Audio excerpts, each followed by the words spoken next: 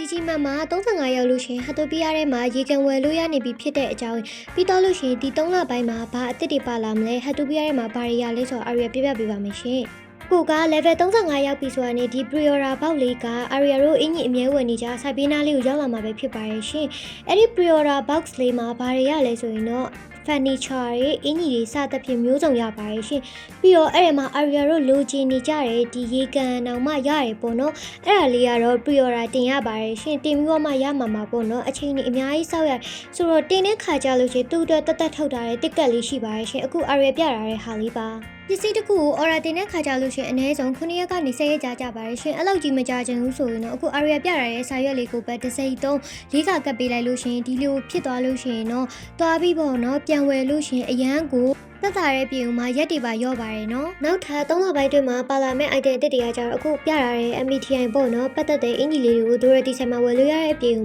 ဒီပေါ့နော် coffee ဆိုင်နဲ့ပတ်သက်တဲ့ furniture တွေကို bob ရှိမှာဝယ်လို့ရတယ်ပြီးတော့လို့ရှိရင်ကြောင်လေးတွေခွေးလေးတွေအတွက်အင်ကြီးအစ်တွေပါလာမယ်ပေါ့နော်ပြီးတော့လို့ရှိရင်အခု Aria ပြရတဲ့ကောင်မလေးရှိမှာရွှေပစ္စည်းနဲ့ပတ်သက်တဲ့ဟာတွေဝယ်လို့ရတယ်ပြီးတော့လို့ရှိရင် research လုပ်စရာ item အစ်တွေပေါ်လာမဲ့ပြင်မှာဒီ portal တွေပါပေါ်လာမယ်ပြီးတော့လို့ရှိရင်ဒီ show တွေပါလာမယ်ပေါ့နော်နောက်ဆုံးတစ်ခုကတော့ဒီ camera ကိုအလင်းအမောင်ချိန်လို့ရတယ်ပြီးတော့လို့ရှိရင်ဒီလိုဘေးတစ်ဆောက်ပဲညာလေးလှည့်လို့ရတယ်ပေါ့နော်ပြီးတော့ကင်မရာကိုရှုထောင့်မျိုးစုံကရိုက်လို့ရတဲ့ဟာတွေပါလာမှာပဲဖြစ်ပါတယ်ရှင်ပြီးတော့လို့ရှိရင်အားလုံးစောင့်မျှော်နေကြတဲ့ဒီ roller coaster ပါလာမဲ့ပြင်မှာ photo 11နဲ့မှာတပုံချင်းစီဖြတ်စရာမလိုတော့ဘဲနဲ့အကုန်လုံး slide လုပ်ပြီးဖြတ်လို့ရတယ်ပြီးတော့လို့ရှိရင် nature skate စီရဲ့ခါကျကိုယ်တငယ်ချင်းနဲ့အတူတူတွဲကားလို့ရမယ်ကာကွယ်အစ်စ်တွေပါလာမှာပဲဖြစ်ပါရဲ့ရှင်နောက်ဆုံးတစ်ခုကကိုကအိမ်ဆောင်နေပဲဖြစ်ဖြစ်ပုံဆွဲနေပဲဖြစ်ဖြစ်ကိုယ်တငယ်ချင်းရောက်နေတာကိုမသိဘူးကိုယ်တငယ်ချင်းကကိုလှမ်းပြီးတတိပေးလို့ရတယ်ခလုတ်လေးပါလာပြီးပဲဖြစ်ပါရဲ့ရှင်ဆိုတော့ဒီနေ့ကဒီလောက်ပါပဲရှင်အားလုံးအတွက်အကျိုးရှိမယ်လို့မျှော်လင့်ပါတယ်နော်အားလုံးပဲတတာ